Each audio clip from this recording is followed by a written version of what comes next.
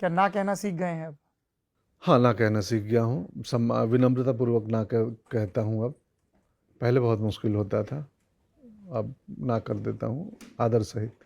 मैंने तो विनम्रतापूर्वक हाँ सुनी, अक्षय कुमार ने फोन किया आपको कि नहीं ओ माई गॉड 2 कर लीजिए, आपने कर नहीं, वो लिया। कहानी प्रभावित कर गई मुझे। हम्म। वो कहानी सुना और मेरे को लगा था यार ये कहानी पे फिल्म बनेगी। कल ही एक डीओपी का फ़ोन आया था, उन्होंने फिल्म देखी है, हम्म। तो बोले यार तुमको पहली बार सोच के कहानी सुन के नहीं लगा कि यार ये ऐसी कहानी करनी चाहिए? मैं बोला नहीं, मुझे लगा बिल्कुल करनी चाहिए।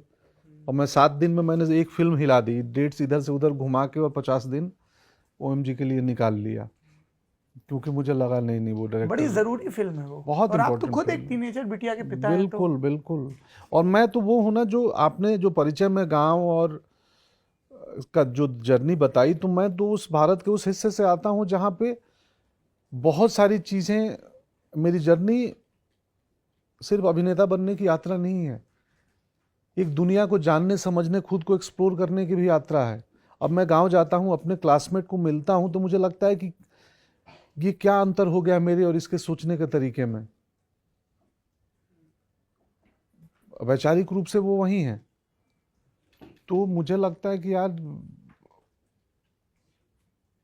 उनमें मैं कल ही सोच रहा था रात को कि अभिनेता बनने के लिए कोई कोई बहुत कुछ स्किल की ज़रूरत होती है।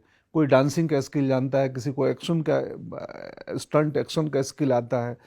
मैं सिर्फ पढ़ के अभिनेता बना हूँ, पढ़ के, किताबें पढ़ के और उन किताबों का प्रैक्टिकल अभ्यास करके जो टीचर ने पढ़ाया है। तो मेरे अभिनेता बनने में पढ़ाई का योगदान है बहुत। मैं क्या, थोड़ा उदाहरण से अगर बता सकें ये बात।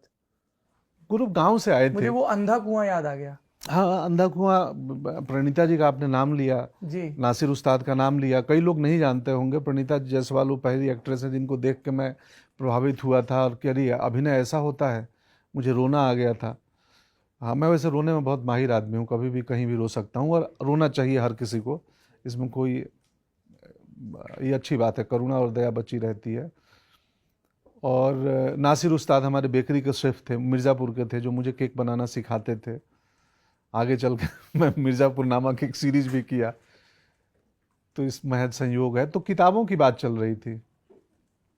हाँ, किताबें पढ़ के, मतलब हम गांव से आए थे तो कहाँ मालूम था अभिनय सीखने की चीज़ है। मैं बेसिकली लोक कलाकार हूँ, जिसने नेशनल स्कूल ऑफ ड्रामा में आके थोड़ी ट्रेनिंग कर ली। तो वो यात्रा है कि हम आए पटना में। लकीली पढ़ाई का बड़ा माहौल था, तो बोलते थे पढ़ो। एक गांव का लड़का जो लोक कलाकार, लगभग लोक कलाकार जैसा, जो नाच देखता था, बैंड बाजा, बारात में शादियां हम देखने जाते थे, नाच देखने जाते थे। तो हमारी तब टीवी नहीं था हमारे बचपन में। 93 95 या 97 में पहली बार टीवी देखा मैं, टीवी का सेट। अच्छा। तो हमारे पटना में। पटना में, हाँ, तो हमारे लिए नाच या कोई राम विवाह, शिव विवाह जैसे कार्यक्रम ही हमारे ये थे, या कोई फोक आर्ट जो बिहार के हमारे इलाकों में होता है। कौन से गाने चलते थे तब वहां नाच में? मुझे याद नहीं है, 25-30 साल हो गए। बहुत चलते थे भोजपुरी के बहुत सारे गाने अच्छे। उस समय ऐसा थोड़े पारंपरिक गाने ज़्यादा चलते थे, ट्रेडिशनल गाने।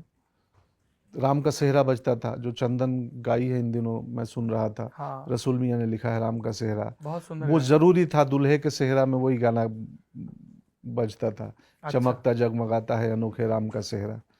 गोपालगंज के एक नाच पार्टी के ही लीडर थे रसूल मियाँ, उन्होंने वो लिखा था।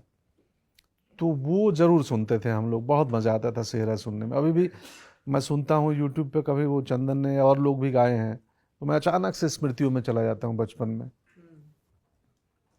तो उस लड़के को आगे आके पता चला कि भाई अभिनय पे किताबें होती हैं।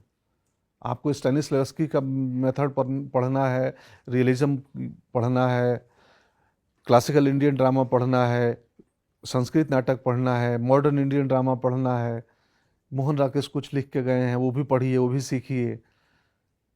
तो अब मेरे को बिगनिंग में एनएसडी की ट्रेनिंग में मुझे लगता था कि यार मैं तो ना पढ़ाई से भाग के आया था एक्टिंग सीखने, लोग फिर बोल रहे हैं पढ़ो, ये क्या।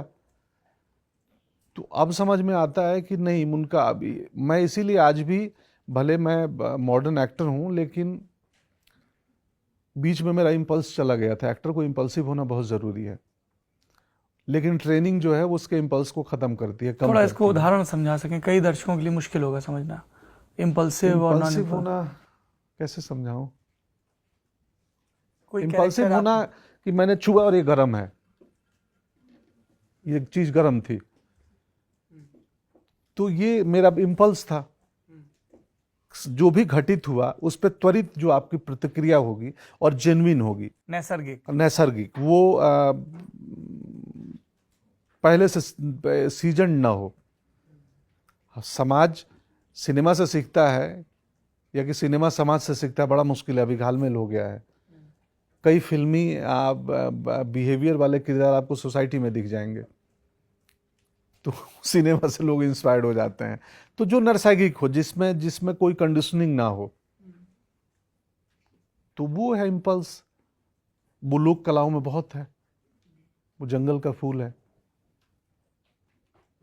और वो क्लासिकल आर्ट में कम है क्योंकि व्याकरण बहुत है, ग्रामर बहुत है वहाँ पे। खैर, मैं ऐसी आलतू फालतू की बातें करता हूँ, इसका कोई मतलब नहीं है।